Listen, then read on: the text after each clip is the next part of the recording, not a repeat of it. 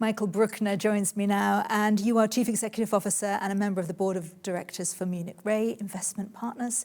Now, I know on your LinkedIn bio you say you're committed to driving change. You've just been talking about financing and accelerating the transition on the ground.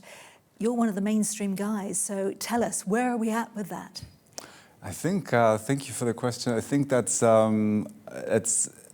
exactly, it's a good question to start with, because I think we're also at the start with essentially that journey. So we see a lot in the market happening, but we're definitely not there yet, that we see that gravity is essentially changing. Therefore, for us, it's a mission in that sense that, like with our parent company, we are essentially, we are knowing a lot of this. Our parent company owns a lot of risk, where it's the main business of our parent to essentially assess risk, climate risk, nature risk correctly, and make the right decisions. It's a question of like corporate survival at the end of the day, right? So we got to get these things right, and we are there to translate insights then into investable solutions which actually take these aspects into account. And when we think about well, I guess measurability, I mean, the tools are there, but actually getting this so that nature is visible, if you like, it's not easy, is it? No, it's far from easy, but I think that shouldn't stop us from doing it, because at the end of the day, we got to give a price to things. We got to give a price to things not only as a cost, we got to give a price to things also for nature positive actions. So that means essentially, if you're improving by a certain action, your land, your environment, your agro asset, essentially that should also then not only translate into a cost for you, because you know you want to do good, but that should also translate into something which increases the resilience not only of your land, but perhaps also because of there are utilities which are taking advantage of this. There may be other plants or something else which are having effectively an upside from this, and then there should be a correct pricing going on, which then takes all these actions to account, so that we do not leave these things on balance sheets where it actually does not belong. You said we're at the start.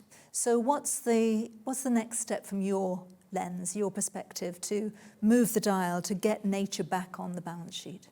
So essentially, like what we are doing, as I said, is like we are already have a good understanding from our research about like what the actual risks are, how they can be modeled, and how they affect essentially mainstream investments. It's, however, not necessarily enough, like that we kind of, are into this and pushing things forward. We need to have a common understanding that this is an actual issue the broader market needs to tackle, and that we have a common view on things.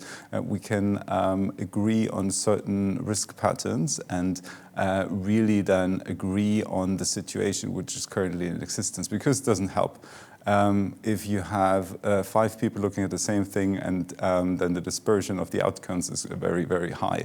We got to get to the situation as for credit rating agencies today. We have like the dispersion of the outcome of ratings is minimal, whereas when you look at, let's say, other type of ratings, especially in the sustainability space, dispersion is substantial, and that got to change. We got to have a common understanding of what we want to do. And you did set the expectation with the forum to say that private capital won't be available overnight for nature positive outcomes. Yeah, I think first of all, I guess with the forum, it's great that we bring together so many people with so many different backgrounds, but at the end of the day, you really find out that we're working on the same thing. That's really extremely helpful also to see other initiatives going on and what can be then of help, like also like, in my space or vice versa. And therefore, I think the capital is there. It's not a question of unavailability. It's not a question of lack of will. It's rather a question of a clear path forward and how to essentially engage. And engaging means pricing. And the mindset of decision making. So I was going to ask you as a last question, how important is the forum for you? I mean, the debate can be siloed, it can be polarized. So bringing people together to have this conversation, you enjoyed it? you learned something? No, absolutely. No, for me, You this felt is it was progress. yeah. No, Yeah. I think like for me, it's a really interesting different set of people which you can be meeting here. You know, I'm coming from traditional finance, so like this is like the people I'm usually working with, but really to get all the input also from the ground, from the people who are actually who are kind of owning things where you may be invested, that's great, and this is great dialogue, so therefore thanks a lot. Yeah, pleasure. Michael Brückner, thank you very much. Thank you.